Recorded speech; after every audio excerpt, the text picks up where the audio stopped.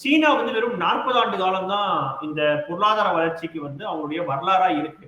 அப்படி இருக்கும்பொழுது தற்போதைய சூழல்ல அமெரிக்காவுக்கு மிகப்பெரிய ஒரு சவாலான நாடாக சீனா இருக்குதா? இப்போ இந்த பொருளாதார போட்டிகள் அப்படின்றது எப்படி எதை நோக்கி போயிட்டு இருக்கு? முதல்ல சீனா 40 ஆண்டு, அமெரிக்கா 300 ஆண்டு அப்படிங்கிறது உண்மையிலேயே ஒரு தலைகீழான பார்வை அப்படின்னு தான் நினைக்கிறேன் நான். ஏன் அப்படி சொல்றேன் அப்படின்னா, சீனாவுடைய நாகரிகம் அப்படிங்கிறது ஒரு 5000 ஆண்டு நாகரிகம். அது இந்தியாவை போன்ற 5000 ஆண்டு நாகரிகம். நம்முடைய நாகரிக வளர்ச்சியும் பார்த்தீங்கன்னா ஒரு 5000 ஆண்டு அதுக்கு ஒரு வரலாறு இருக்கு. ஆனா அமெரிக்காவை பொறுத்தளவு பார்த்தீங்கன்னா அதோட வரலாறு வெறும் 300 ஆண்டு.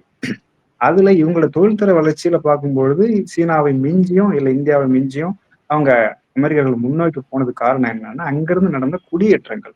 அந்த ஐரோப்பாவிலிருந்து அங்க 1600க்கு பிறகு வாஸ்கோட காமா கொலம்பஸ் போனதுக்கு பிறகு அங்க ஏற்பட்ட குடியேற்றங்களை போகும்பொழுது உலகம் முழுக்க அவங்க போறாங்க. அந்த அமெரிக்காவுக்கு மட்டும் போல உலகம் முழுக்க போறாங்க. அப்படி போகும்பொழுது அவங்களோட சேர்ந்த அந்த உற்பத்தி தொழில்நுட்பம் சார்ந்த விஷயங்கள் அவங்களோட போகுது.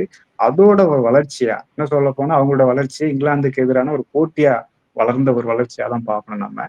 உண்மையை சொல்லணும்னா அந்த காலகட்டத்துல இந்த காட்டன் மில்ஸ் அதாவது துணிகளை உற்பத்தி செய்யக்கூடிய அவங்க ஆரம்பத்துல அவங்க என்ன பண்றாங்கன்னா இந்தியாவை போலவே என்ன பண்றாங்க அப்படின்னா ஒரு பருத்தி உற்பத்தி செய்யக்கூடிய ஒரு நாடாகவும் மிகப்பெரிய அளவுல உற்பத்தி செஞ்சு அதை வந்து இங்கிலாந்துக்கு ஏற்றுமதி செஞ்சு அங்க அது துணிகளா மாறி ஐரோப்பிய சந்தைகளுக்கு போறது அப்படின்றதான் ஆரம்பத்தோட தொடக்கம். அதன் பிறகு என்ன பண்றாங்கன்னா அங்க இருக்கிற அந்த தொழில்நுட்பத்தை மெல்ல இவங்க கை கொண்டு இவங்க சொந்தமா ஒரு நாடா ஒரு தேசியமா மாறுறது அப்படின்றதுதான் வரலாறுல நடந்த விஷயம்.